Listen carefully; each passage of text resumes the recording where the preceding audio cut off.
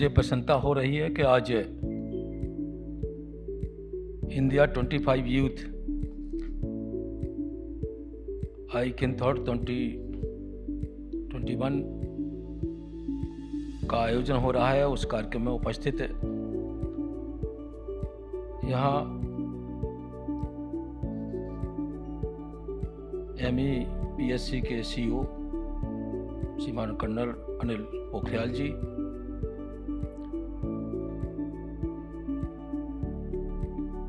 आदरणीय CBSE के director आदरणीय डॉक्टर विश्वजीत शाह जी, अटल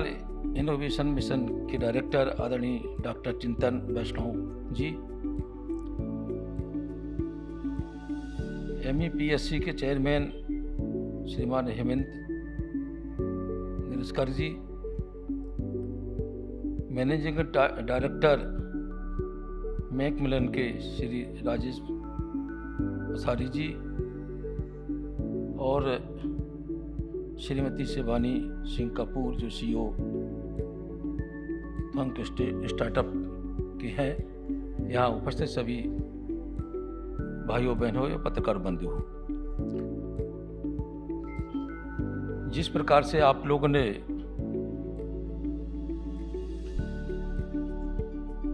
इस शिक्षा का प्रारंभ किया है, इस प्रतियोगिता का प्रारंभ किया है, और ये हमारे भारतवर्ष के जो स्कूल के छात्र हैं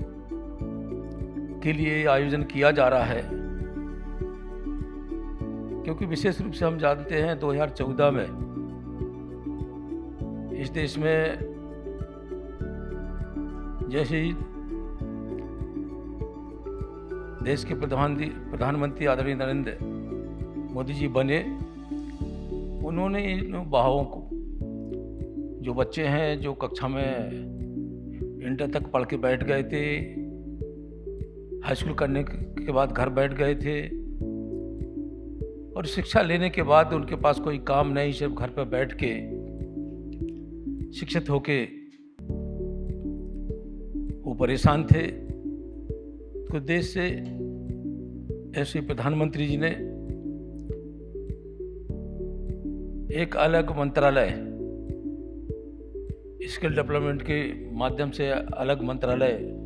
खोला था। उसका भी ध्येय यही था। निश्चित आप लोग जो कार्यक्रम में आज MEPSC और CBSE और थिंक स्टार्टअप जो भी इस कार्यक्रम के आयोजक हैं, मैं इस कार्य की संकल्पना और योजना करने हेतु उन्हें बहुत बहुत बधाई देता हूं कि इसी तरीके से बच्चों को, हम लोग जानते हैं कि हमारा जो युवा है वो देश की भावी पीढ़ी है, और जब तक इन्हें अच्छी तरीके से शिक्षा प्राप्त नहीं होगी और अच्छा उन्हें प्रशिक्षण प्राप्त नहीं होगा,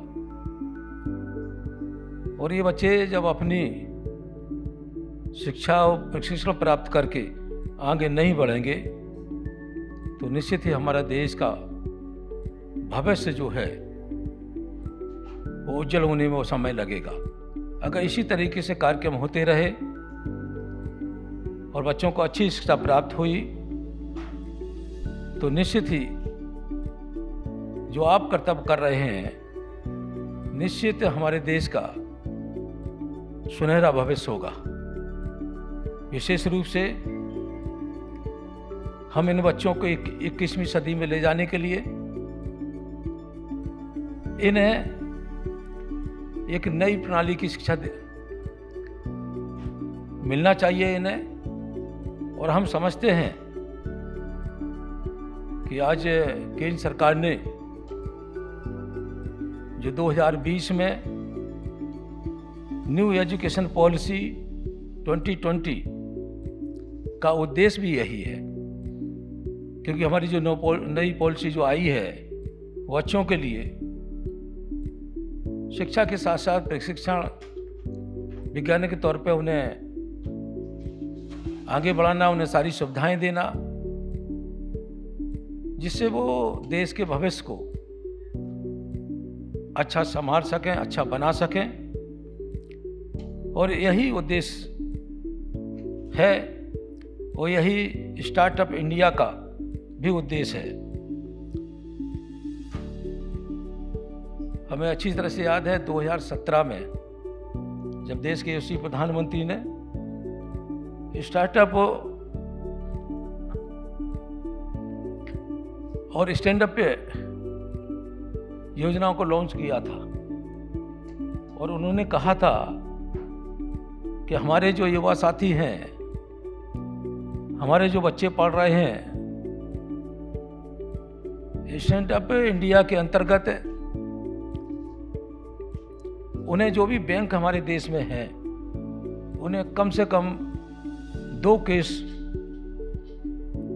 उन्हें करना चाहिए, उन्हें लोन देना चाहिए, जो बच्चे अपना व्यवसाय कर सकें, और वो बच्चे किसी के सामने हाथ ना फैलाएं, बल्कि वो व्यवसाय करके दूसरों को और रोजगार दें। ये देश के यशस्वी प्रधानमंत्री ने अपने उसमें कहा था। निश्चित हमारे विद्यालयों में पढ़ने वाले नवयुवक एवं बच्चे जो बच्चियां हैं को नए आइडिया और नई इनोवेशन के लिए हमेशा प्रोत्साहन किया है। यह प्रतियोगिता जिस दिशा में एक कदम है, यह देश के प्रगति की रास्ते को आगे की ओर ले जाता है। विशेष रूप से मैं मंच से हमारे जो प्रिंसिपल्स हैं, हमारे जो प्रधानाचार्य हैं, हमारे शिक्षक हैं, हमारे जो बच्चे हैं, विशेष रूप से उनसे अनुरोध करता हूं कि यूथ इंडिया थॉन 2021 में आकर भाग लें और अपनी सकारात्मक भूमिका से देश की प्रगति में हिस्सेदार बने, क्योंकि युवा ही, जब तक इन बच्चों को अच्छी शिक्षा प्राप्त नहीं होगी, इन्हें प्रशिक्षण नहीं मिलेगा। क्योंकि पहले जो शिक्षा हम लोगों को मिली है, हम लोगों ने भी शिक्षा प्राप्त की है, तो सब्जेक्ट हम लोगों को पढ़ा दिए जाते हैं। सब्जेक्ट पढ़ने के बाद हम लोग हाई स्कूल, इंटर, बीए, और उसी बीच में हम लोगों ने LLB कर ली, इसलिए वकालत करने लगे। वरना BA MA करने के बाद हो सकता कि हम लोग भी कोई व्यवसाय से न जुड़ पाते, लेकिन LLB करने के बाद हमें एक व्यवसाय मिला और हम लोग कोर्ट में जाके बैठने लगे। इसीलिए इन बच्चों के भविष्य को बनाने के लिए, विशेष रूप से उन्हें अच्छा उद्यमी बनाने के लिए, उनका जीवन सफल बनाने के लिए, उन्हें निश्चित पढ़ाई के साथ साथ उन्हें प्रशिक्षण भी मिलना चाहिए। उन्हें और व्यावसायिक शिक्षा का भी ज्ञान होना चाहिए। अभी इसमें हमारे जो मिशन डायरेक्टर, अटल इनोवेशन मिशन के जो डायरेक्टर हैं,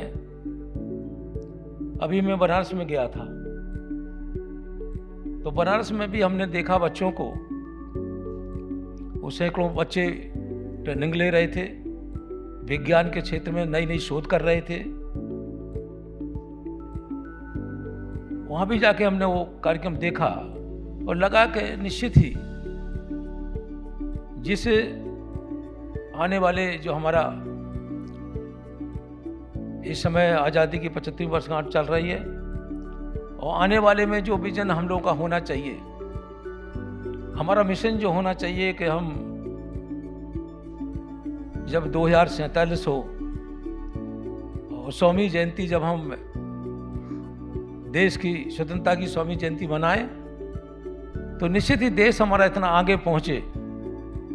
कि निश्चित हम लोगों को याद किया जाए, हम बच्चों को याद किया जाए, और आप सब लोगों को याद करें कि इनकी वजह से, इनकी शिक्षा की वजह से, इनके प्रोग्राम की वजह से ये देश इतना आगे बढ़ा है। विशेष रूप से मैं ज़्यादा ना बोलते हुए पुनः इंडिया 75 यूथ आइडियनथॉन और जितने भी यहाँ जो इसमें साथ दे रहे हैं, मैं अपनी ओर से उनका स्वागत करता हूँ, अभिनंदन करता हूँ। और विशेष रूप से मेरा एक कार्यक्रम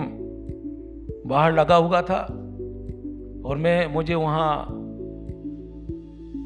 11:30 बजे तक पहुँचना था, तो रास्ते का जो समय था 11 बजे हमें घर से चलना था, इसलिए मैंने सोचा कि शायद वहाँ 10 मिनट और 15 मिनट अगर लेट भी हो जाऊँ तो कम से कम दोनों कार्यक्रम हो जाएंगे। और यहाँ जो